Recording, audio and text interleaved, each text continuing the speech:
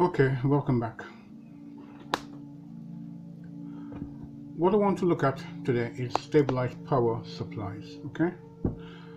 Well, broadly speaking, regulated power supplies or stabilized power supplies can be reduced to four main areas, okay?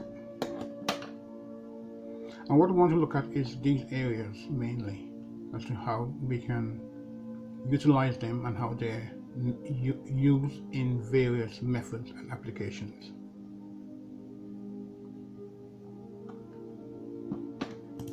Now, 1. AC to DC, 2. DC to AC, 3. AC to AC, and 4. DC to AC. Okay?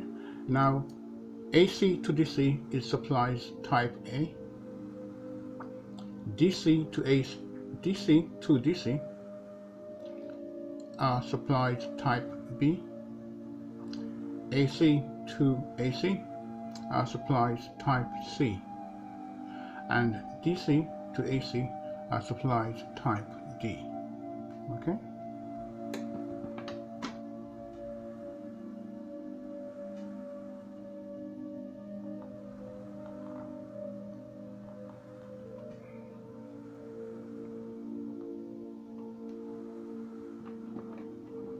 Now, type A is used more than any other.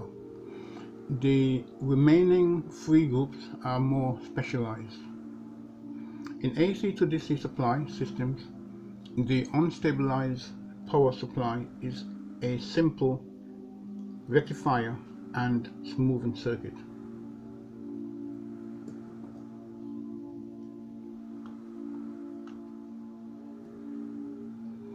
The output from the unstabilized power supply is applied to a controlling device, which regulates the voltage to give a steady DC output.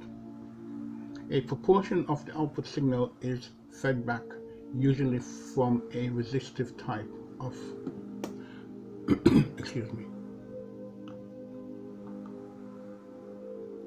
from a resistive type of network, and is compared with a reference signal.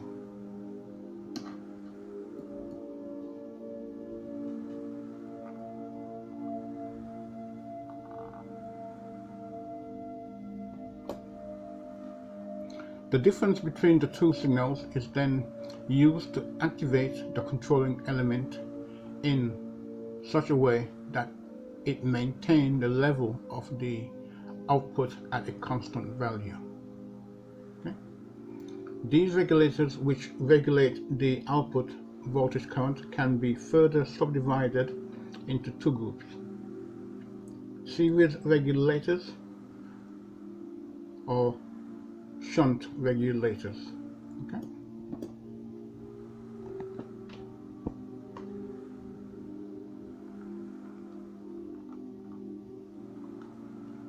So what I want to look at first is series regulators.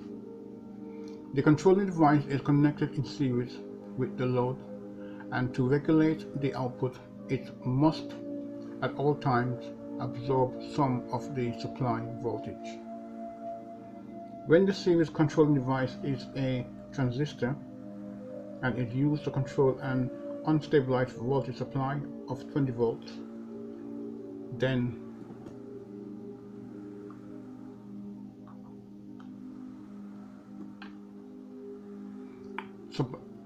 unstabilized voltage supply of 20 volts, then several volts would need to be dropped across the transistor.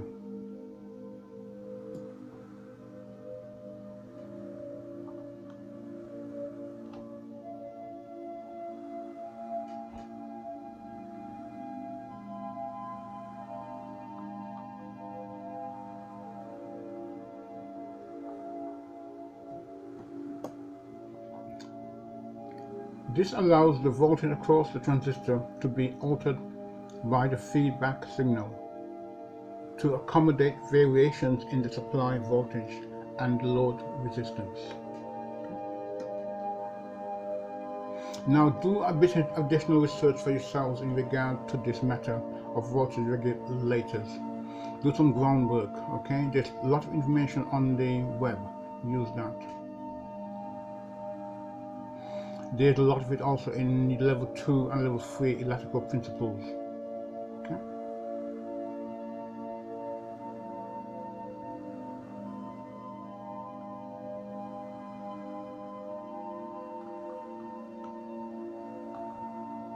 Okay. The shunt regulator. The controlling device is in parallel with the load, and to effect output regulation it must pass current at all times.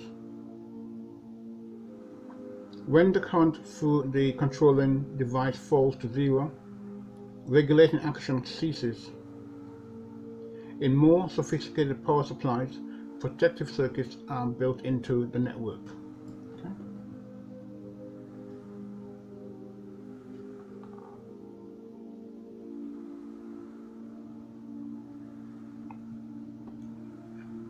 Protective circuits are built into the network to limit one or more quantities to a safer level.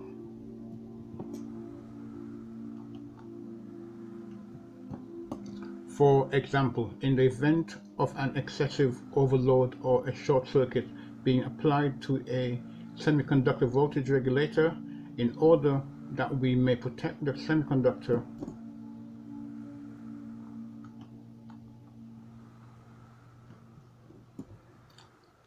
the semiconductor regulating device, the current must be switched off or reduced to a safe value within 10 microseconds or within 100 microseconds.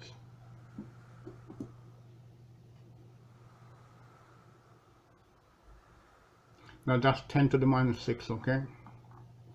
So that is how quick the device will have to operate in order to minimize damage to your controlling device and components.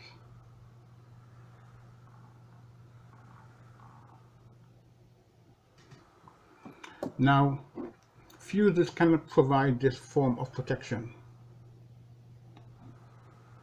and feedback techniques are used.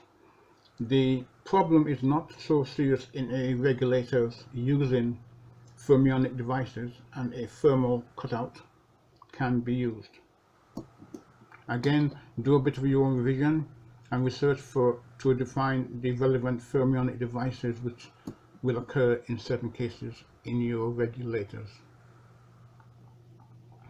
You'll find this system that is applicable in your mobile phones, in your laptop computers, when you plug into recharge, etc.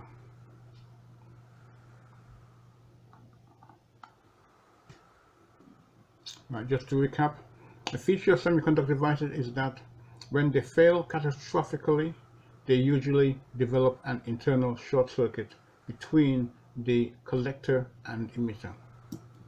Okay.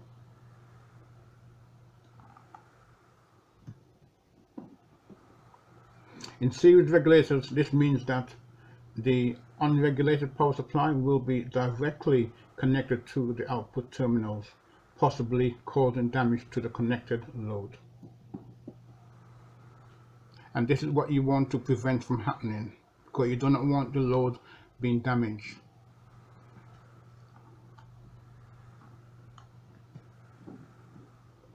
One method of protecting the load against this type of fault, known as Cobra voltage protection, employs a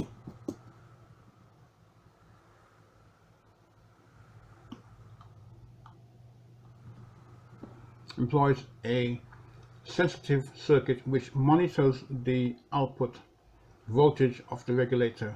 This circuit instantly applies a short circuit to the output terminals whenever the voltage rises above a predetermined level. Okay.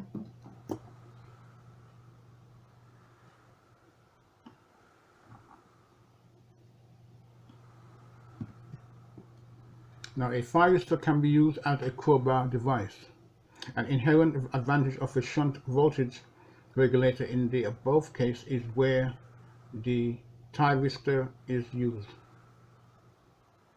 that a short circuit in the regulating device causes the output voltage to fall to zero instantly. Now remember that once that fall to zero has taken place, the voltage will then reapply itself, because it will not be in excess of the regulated voltage. Okay. Now again, do a bit of groundwork for yourself, do some research, do a bit of reading up for yourself as well, especially if you're going to be proficient electrical or electronic engineers. The reference voltage source in regulator circuits is usually a Zener diode. Okay. And if you recall, on one of the videos I've already put about the Zener diodes, and I've given you their breakdown voltage at given points and given voltages. Okay, so you can see that all this ties in. They're not separate pieces. They're just given to you in bite size that hopefully you can manage. Right, a voltage reference source. A popular circuit used as a voltage reference source normally consists of a Zener diode with its cathode connected to the positive pole of the unstabilized power supply via a resistor R. The magnitude of the supply voltage V1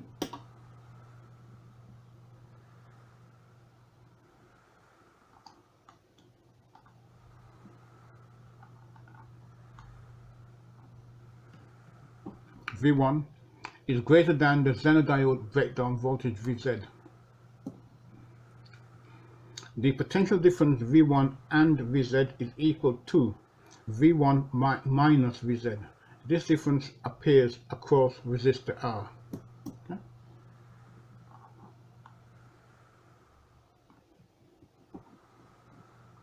Zener diodes selected for this purpose should exhibit practically no change in breakdown voltage with temperature.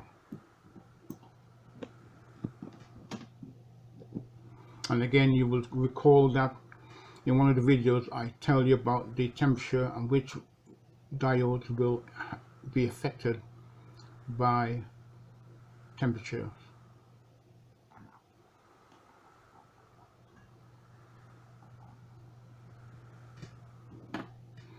The output voltage from this circuit has a value equal to the breakdown voltage of the Zener diode, V2 equals Vz. This means the voltage at the output is the same voltage which will appear across the Zener diode. Should the value of the supply voltage V1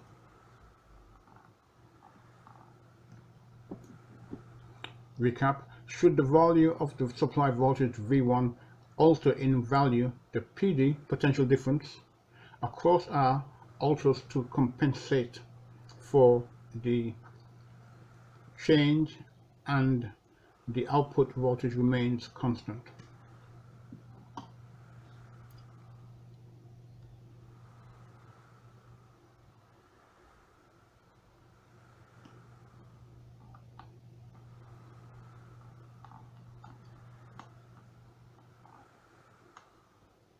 And let me just go back, make sure that you have all this in. Okay. Now do a bit of research. Look back at the video I've done on my channel in regards to Zener diodes and their type of diodes. And again, here is where this comes into its own. Okay. I will try and link them together so you can see how it comes into play.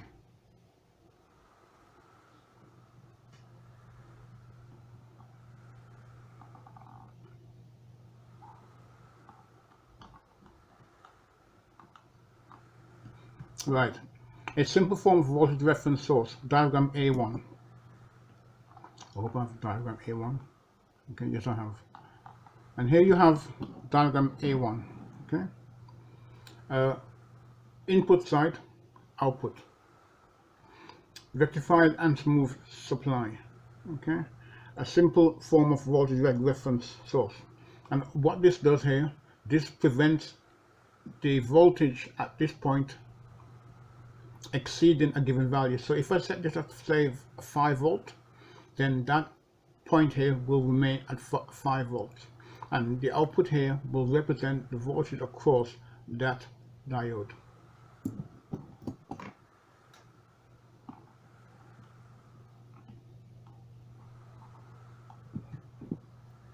Now again, draw out these diagrams for yourself. Do not think just to read it off the screen. Draw them out, write them out for yourselves. Okay.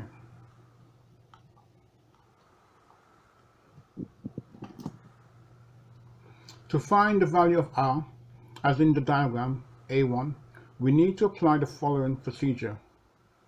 R equals V1 minus Vz over I. Here we have R equals V1 minus Vz. Now V1 is the applied voltage and Vz is the voltage across the Zener.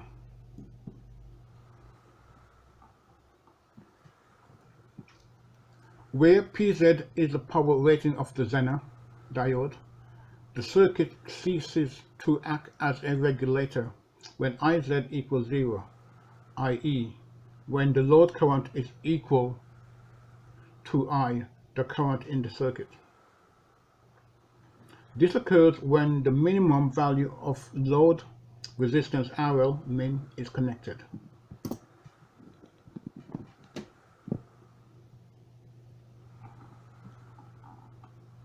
And here we have the formula for RL min equals Vz over V1 minus Vz equals R.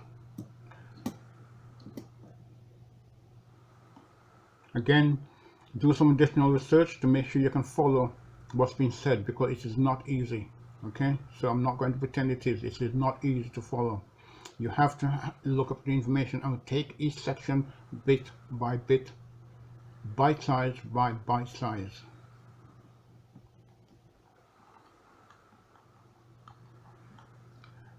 So what I've done here now is gone to an example. Okay, right, so example. Design a voltage reference circuit which uses a 5 volt 400 milliwatt Zener diode.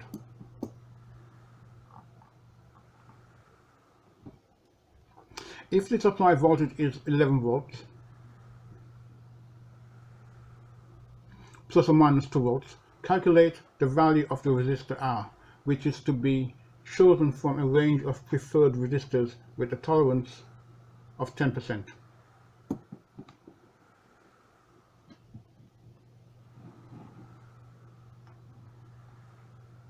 Right. Estimate the lowest value of load resistance which can be connected before the regulator fails to function correctly.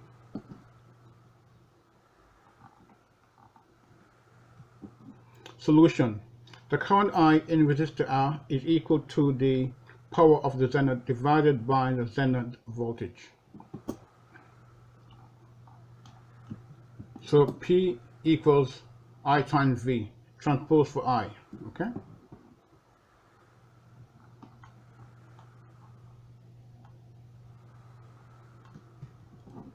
Now remember, you need to look back at the question in order to see where these information comes from. Okay, so I equals P over Z, sorry, I equals PZ over VZ equals 400 times 10 to the minus 3 over 5 equals 0.08 amps or 80 milliamps. Now work this out for yourselves. I've simply done this as a matter so you can write out information and apply the formula. Remember what we did up here. We had to transpose for I. So we are finding I, and that is what we did here. Okay, that's what we have done. So you should now be able to know how to transpose formulas. So apply that principle. Okay. And again, do the working out so that if I have made a mistake, you can probably let me know as a comment.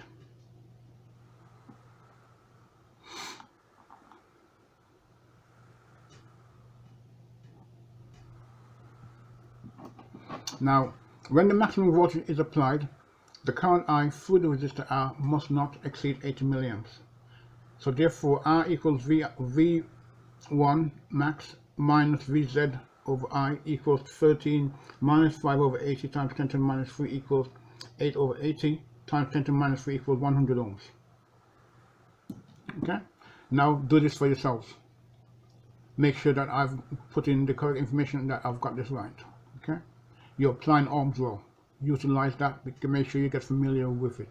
Okay, there's no shortcuts or any quick fix. The resistor is rated at 10% tolerance, so it has a minimum value of 90 ohms from its original value of 100 ohms.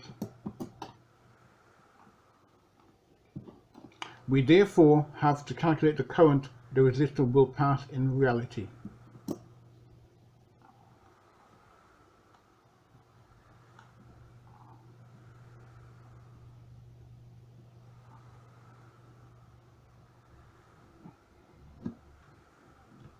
Therefore, I equals V over R, 8 over 90 equals 0.088 amps, equals 0.08 times 1,000, 88.89 milliamps. Okay. And again, look back at the information where you got this from. You'll see it came from your results that you calculated earlier. Okay.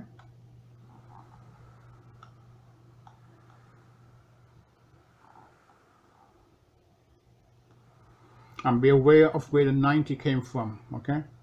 Remember that because it's a 10% tolerance, where it's no longer exactly 100 ohms, it's 90 ohms. Okay.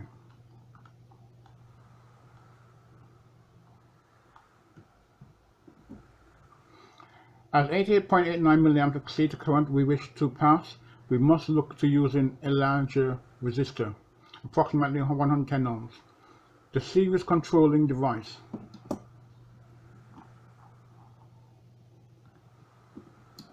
Now the basis of the series regulator is the emitter follower. The signal Vx applied to the base of the transistor is the output from a voltage reference source.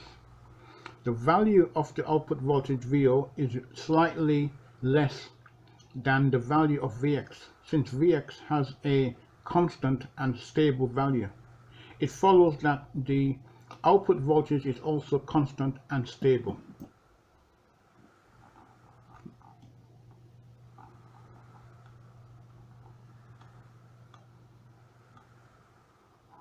And here's your diagram, okay?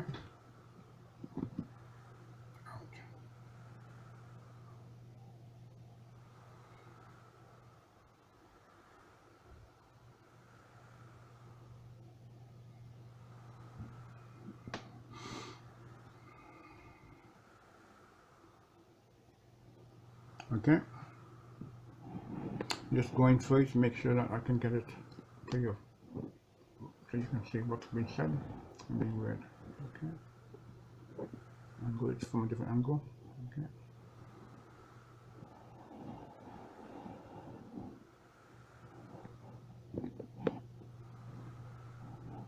Okay, NPN type transistor. Okay, apply voltage, etc.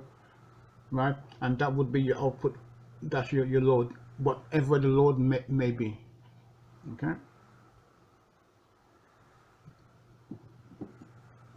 Here you would have a voltage supply, constant voltage supply here. Let's say 12 volts for argument's sake. Then we might apply a trigger pulse here. Okay, just because this will switch, the transistors will switch on at 0.7 volts. So you can figure it at 0.2, 0. Whatever voltage to call it to activate, which will develop voltage outcross here. Okay.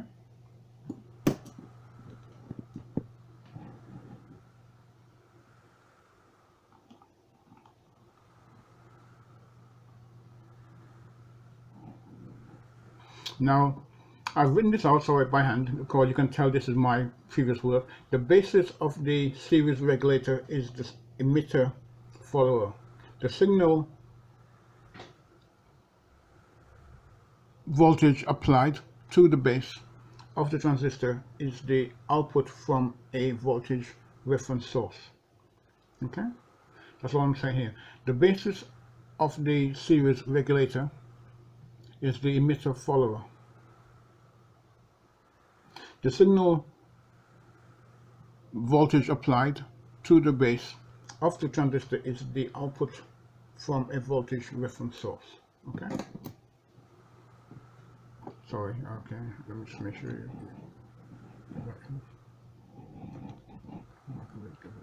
Okay. And this is what we're saying here. Okay. So you can see that this diagram basically reflects the diagram above. In this case, we're saying here it is unregulated. Okay.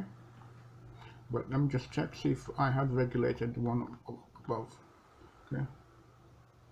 Yes, it was unregulated. So all I've done here is to show you now that this here, simply this in this format. Okay.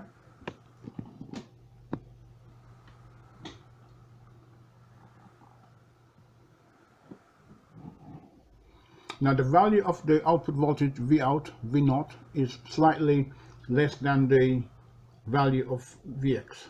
Since Vx has a constant and stable value, it follows that the output voltage is also constant and stable. Okay. Again, remember to draw out your diagrams. Okay. What you would have here, you would have a supply voltage here, again, as I said earlier, and you have a possibly an input voltage from a signal generator or something of the sort being applied here, or even a voltage that would apply here.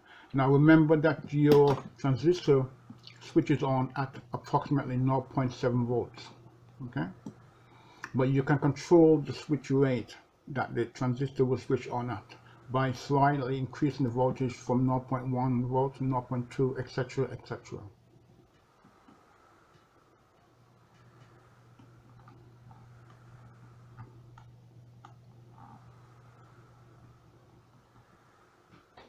And here I've simply given you another expression of this, okay, in a different form.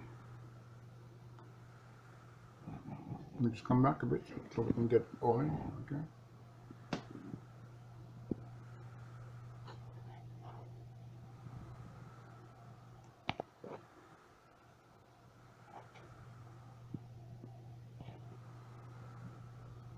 Okay, and here we have, this is input voltage from rectifier or smoothing circuit, okay. Zener diode, okay, of type. Resistor, that's your resistor, okay, and that's your output stage here, okay.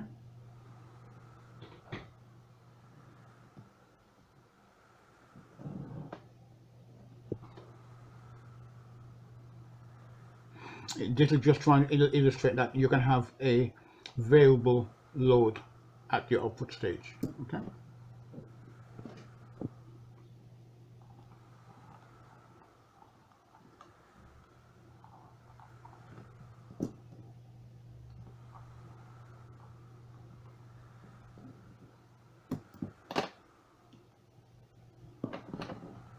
Right, Zener diode example number 1, a 5-volt stabilized power supply is required to be produced from a 12-volt DC power supply input source.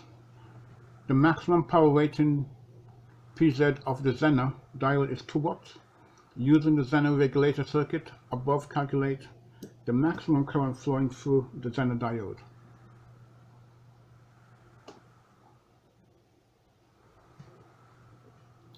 And this shows you the maximum current formulation, okay, and 400 milliamps. Let me just go back and make sure we got that all in, okay.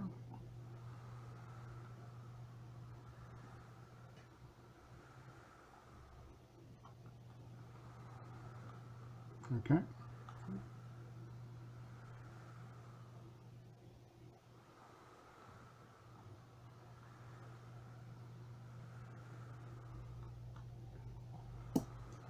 And here we are dividing the power of 2 watts by 5 because the power rating of the Zener is 2 watts, which would be given in the catalog of specifications.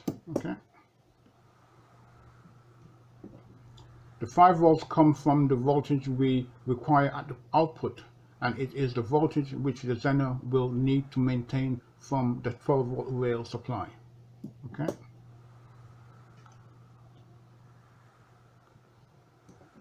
So to calculate the resistor, we must subtract Vz from Vs. Vs is 12 volts. This is given in the question. We have been told that the stabilized power supply is to be 5 volts. So here we go. Okay. Therefore 12 minus 5 equals 7 volts.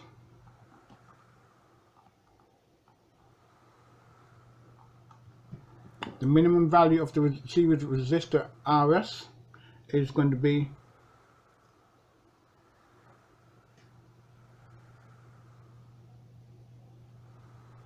17.5 ohms. Okay. Again, write this out for yourselves. Make sure it works out correctly and that you have understood the process. There is no ifs or buts or guessing at it. You have to know it. Okay. To complete this, we would have 7 divided by 0.4 or 400 times 10 to the minus 3, which gives us the answer of 17.5 ohms. Okay. And again, I'm just trying to apply a different application or process to arrive at the same solution. The load current IL, if a load resistor of 1K is connected across the Zener diode, then that's what you will have, 5 milliamps. The Zener current IZ at full load is now 395 milliamps. Okay, that's IZ equals IS minus IL equals 400 milliamps minus 5 milliamps equals 395 milliamps. And I've just simply brought this in now to show you how the Zener voltage will break down to maintain a constant output at that stage. Okay. Excuse me. Sorry. Excuse me.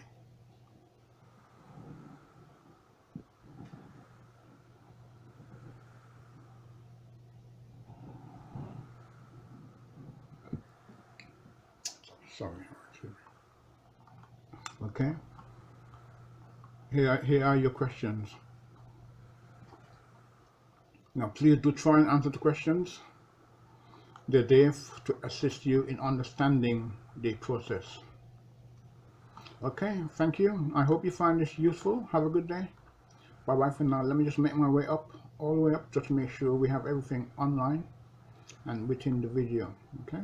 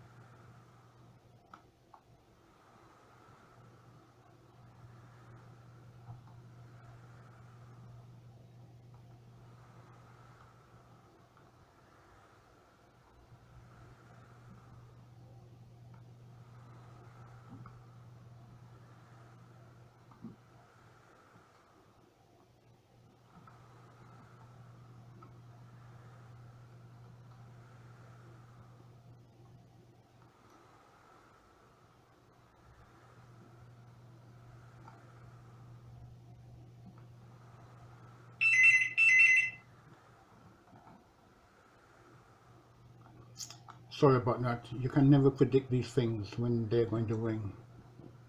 Okay. So my apologies on that.